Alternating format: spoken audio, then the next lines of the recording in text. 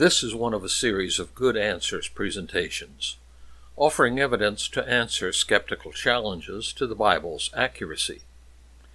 Biblical prophecy is a source of endless fascination, ranging from brief and immediate ones, like Samuel being told that a young man, Saul, would come to him seeking donkeys lost from his father's farm, and that Samuel should anoint him king. From that to the sweeping and cosmic visions of the book of Revelation, they all command our attention. And we are sometimes told that biblical prophecies are simply history told in advance. But many of them leave us puzzled over the time to which they refer. Take Isaiah's prophecy in chapter 11 of a glorious future time when, quote, "the wolf shall dwell with the lamb." It ends with, "the earth shall be full of the knowledge of the Lord as the waters cover the sea." Wow! But when is this to be? In a restored Israel, perhaps? Or maybe in a millennial paradise? Or is it a spiritual image of the harmony within the church? So often we are left to ask, when? The connection to history is obscure. But not always. Take some of Daniel's prophecies. They are tied closely, even explicitly, to the events of secular history. Today we'll look at a few examples of this. Prophecy as history, told in advance. Consider Daniel chapter 2. The time is perhaps 590 BC, and many Jews are in exile in Babylon. The young prophet learns that Nebuchadnezzar, king of Babylon, has had a disturbing dream. He has demanded that someone tell him its meaning, and to guarantee their truthfulness, they must first tell him the dream itself. After intense prayer with his friends, Daniel comes forward. Quote, "Daniel answered the king and said, 'No wise men, enchanters, magicians, or astrologers can show to the king the mystery that the king has asked. But there is a God in heaven who reveals mysteries, and he has made known to King Nebuchadnezzar what will be in the latter days. Your dream and the visions of your head as you lay in bed are these. To you, O king, as you lay in bed, came thoughts of what would be after this, and he who reveals the mysteries made known to you what is to be. But as for me, this mystery has been revealed to me, not because of any wisdom that I have, more than all the living, but in order that the interpretation may be made known to the king, and that you may know the thoughts of your mind." Daniel 2:27-31. Daniel continues, "You saw, O king, and behold, a great image. This image, mighty and of exceeding brightness, stood before you, and its appearance was frightening. The head of this image was of fine gold, its chest and arm of silver, its middle and thighs of bronze, its legs of iron, its feet partly of iron and partly of clay. As you looked, a stone was cut out by no human hand, and it struck the image on its feet of iron and clay and broke them in pieces. Then the iron, the clay, the bronze, the silver, and the gold all together were broken in pieces and became like the chaff of the summer threshing floors.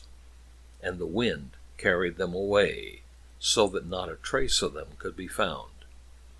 But the stone that struck the image became a great mountain and filled the whole earth."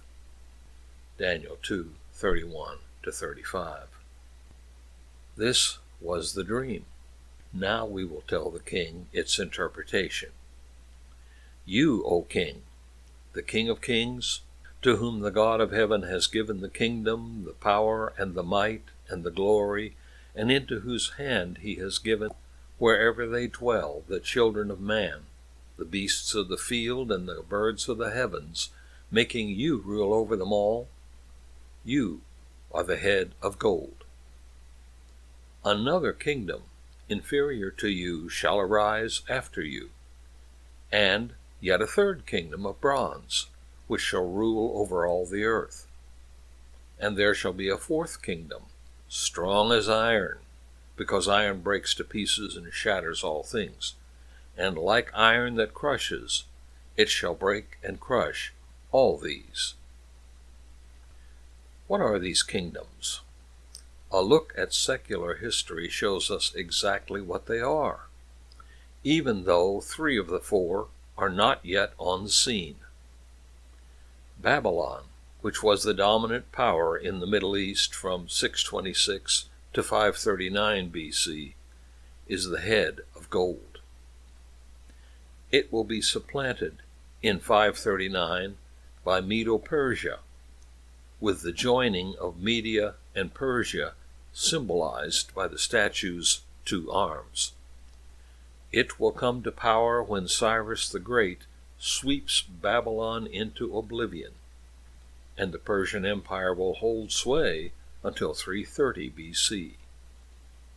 Then, out of the west, will come a Greek army under Alexander the Great, determined to punish the Persians for their attempt to conquer Greece in the so-called Persian Wars.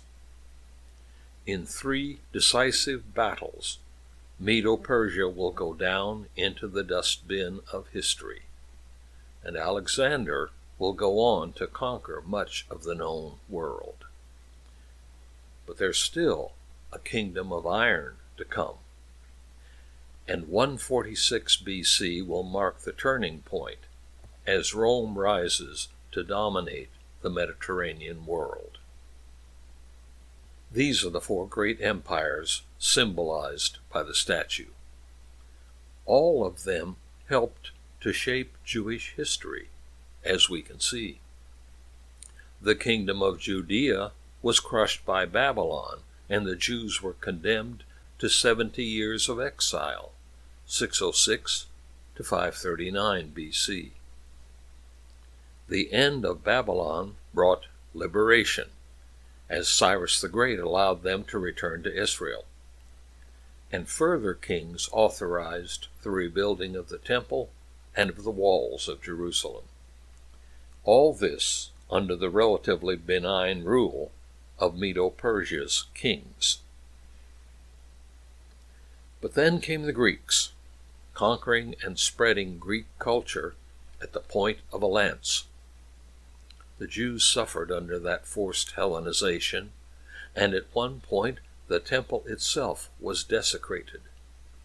This outrage sparked a rebellion led by a priest, Mattathias, and his sons, who came to be known as the Maccabees, the hammer of God.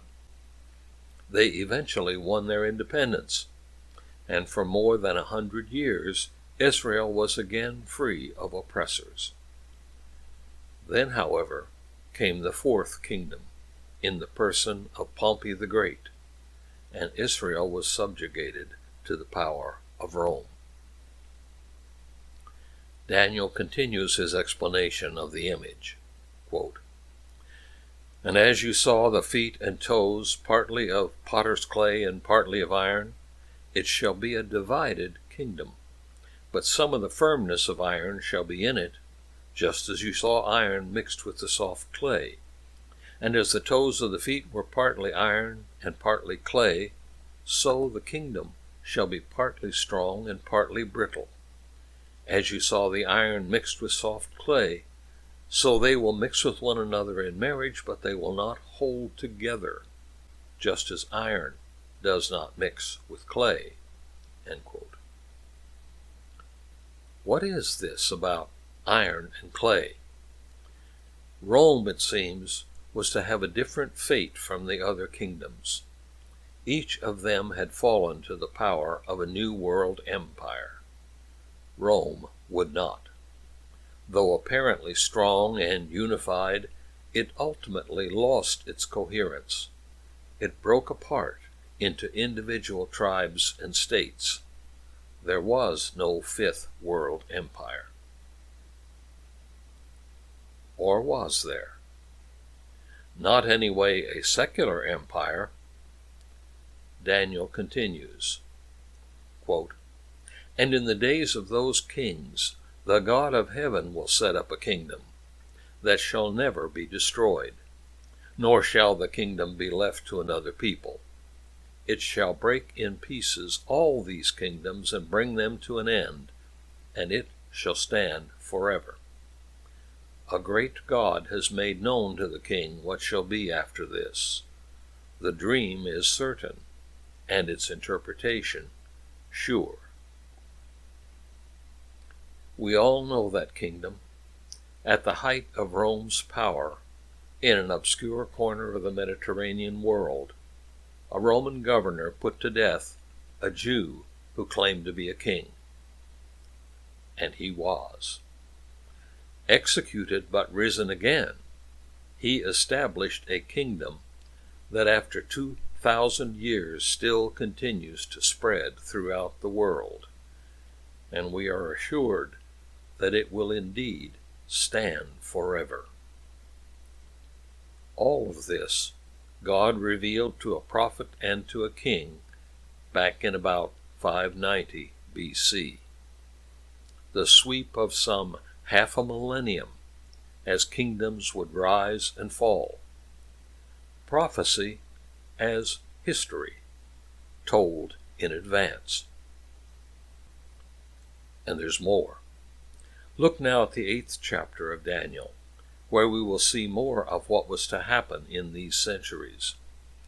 Daniel is granted a vision, a terrifying one filled with symbolic animals. "I raised my eyes and saw, and behold, a ram standing on the bank of the canal. It had 2 horns, and both horns were high, but one was higher than the other, and the higher one came up last. I saw the ram charging westward and northward and southward. No beast could stand before him, and there was no one who could rescue from his power. He did as he pleased, and became great." Daniel 8:3 and 4. The 2 horns identify this ram as Medo-Persia. The Median Empire was first, to be joined by the Persian, but that latter horn grew to be the greater power in the alliance. Sweeping out of the east, it extended its reach through Turkey and even threatened to overwhelm the Greeks. Battles with names like Marathon, Thermopylae, Salamis, and Plataea marked the limits of her expansion. But despite these setbacks, for 2 full centuries, Persia dominated history. And then, as Daniel saw, the scene changed. Quote, "As I was considering, behold, a male goat came from the west across the face of the whole earth, without touching the ground. And the goat had a conspicuous horn between his eyes. He came to the ram with the 2 horns, which I had seen standing on the bank of the canal, and he ran at him in his powerful wrath. I saw him come close to the ram, and he was enraged against him, and struck the ram and broke his 2 horns. And the ram had no power to stand before him. But he cast him down to the ground and trampled on him, and there was no one who could rescue the ram from his power." End quote. The goat, as we know, was Greece, led by Alexander the Great. He resolves to punish the Persians for their attempt to occupy Greece, and he sweeps eastward with speed that astonishes the world. In just 11 years, he conquers much of the known world, then dies on campaign at the age of 33. Alexander streaks across history like a meteor, and he leaves behind an empire and confusion. Daniel sees it all. Quote, "Then the goat became exceedingly great, but when he was strong, the great horn was broken, and instead of it there came up 4 conspicuous horns toward the 4 winds of heaven." Daniel 8, 5-8. Alexander dies of a fever, and legend says that when he was asked to whom he would leave his empire, he smiled and said, "To the strongest." Strife and confusion will follow, until 4 of his generals finally arrive at a compromise. Cassander will take Greece, Lysimachus, Thrace and western Turkey, Seleucus, the east, and Ptolemy, Egypt. This, just as the vision revealed. And then the focus shifts to the Seleucid Empire, because it will oppress the Jews.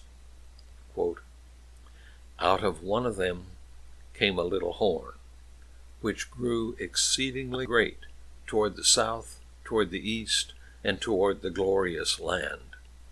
It grew great even to the host of heaven, and some of the host and some of the stars it threw down to the ground and trampled on them. It became great, even as great as the prince of the host. And the regular burnt offering was taken away from him, and the place of his sanctuary was overthrown. And a host will be given over to it, together with the regular burnt offering, because of transgression. And it will throw truth to the ground, and it will act and prosper." The little horn is the Greek ruler Antiochus IV Epiphanes.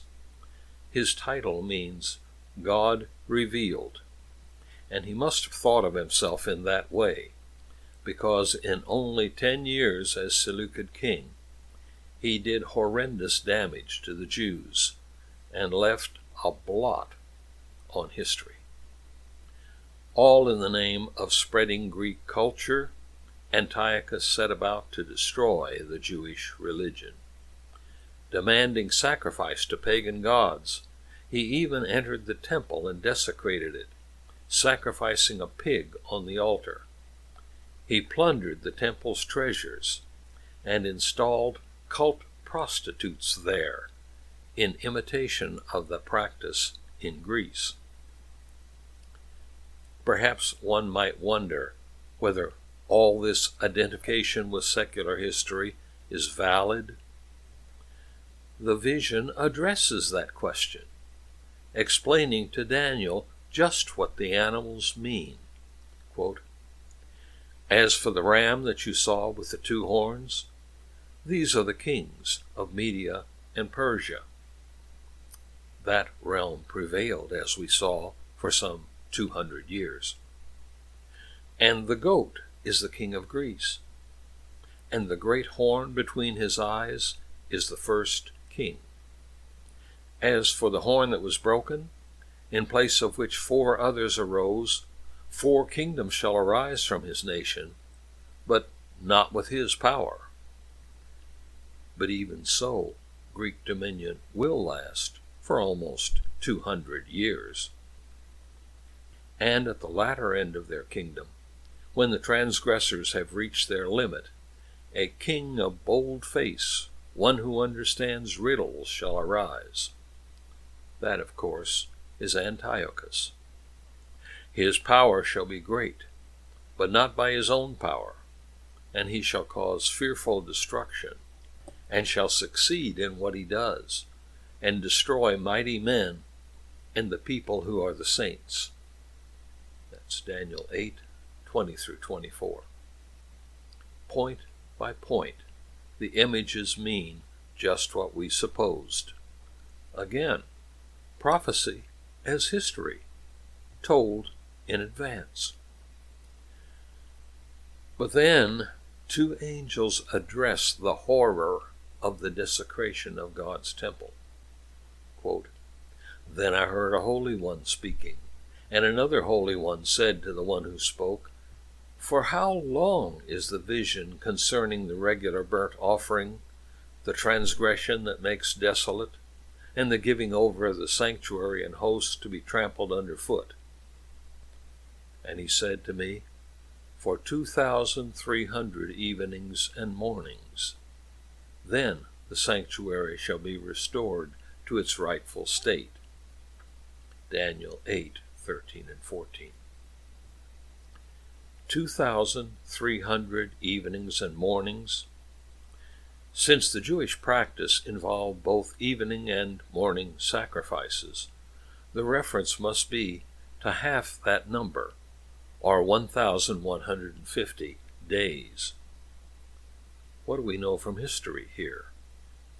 The sacrifice was ended in 167 BC and was restored, thanks to the Maccabees, in 164.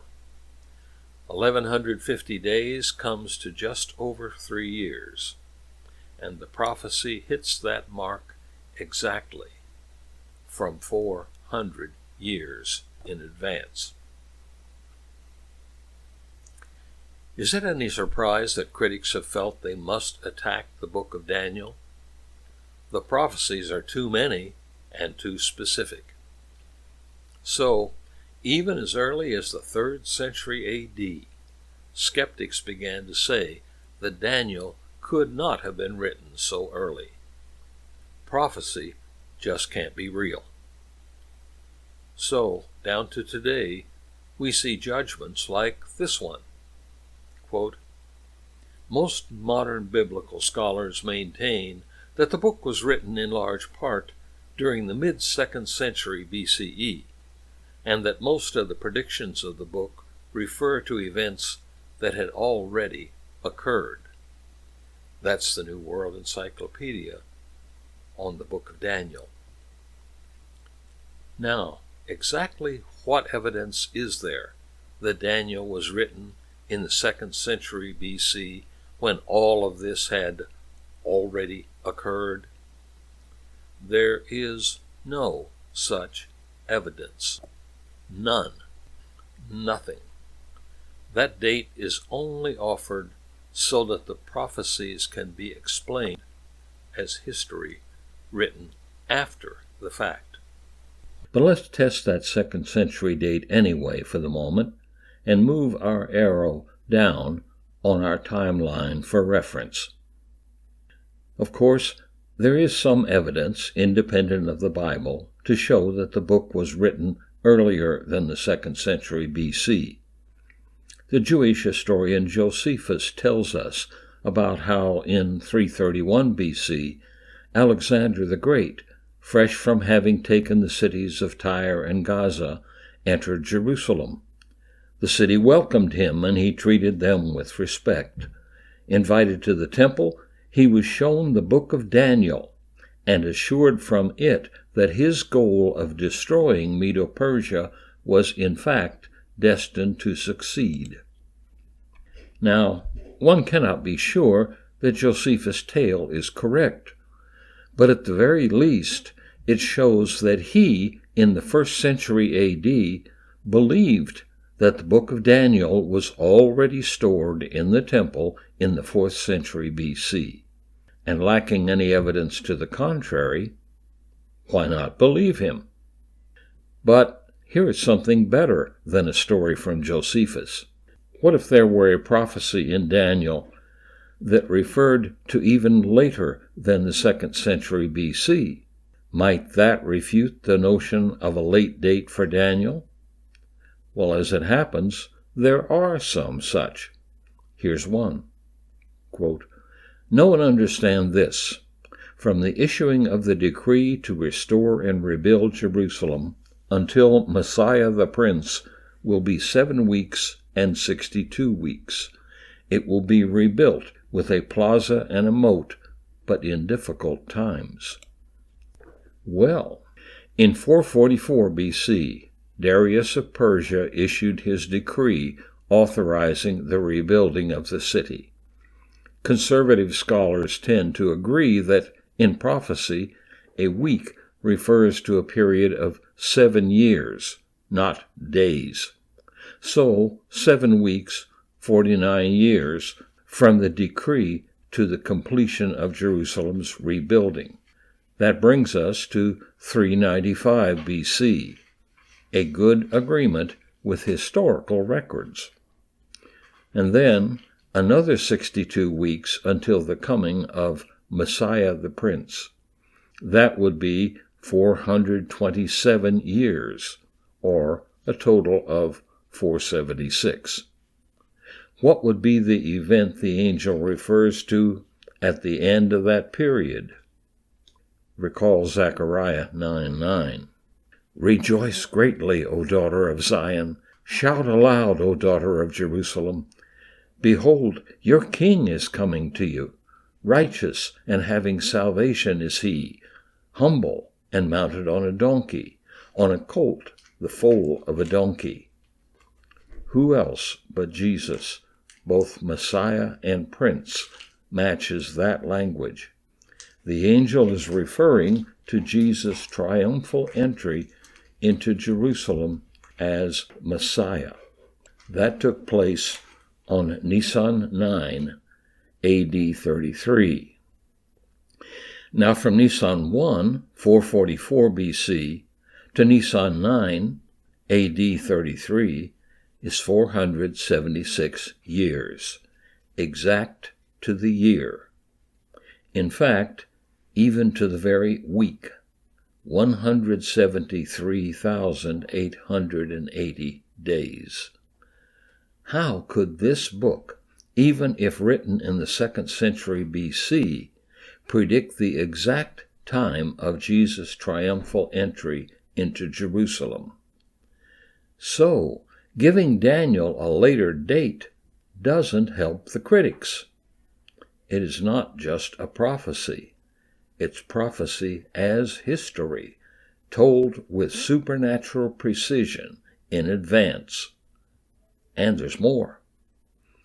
The very next verse in Daniel 9 says, After those 62 weeks, the anointed one will be cut off and will have nothing. The people of the coming ruler will destroy the city and the sanctuary. Daniel 9:26. Indeed, as we all know, only days after his triumphal entry, Jesus is arrested, condemned, and crucified. And there, being cut off, the Anointed One does indeed have nothing. Even his robe has been taken by the soldiers. And the prophecy continues. Only a generation later, the Jewish rebellion ends in disaster, as Titus, who is soon to become emperor of Rome, lays siege to Jerusalem, breaks through its defenses, and destroys it, just as Daniel's angelic informant has said centuries earlier.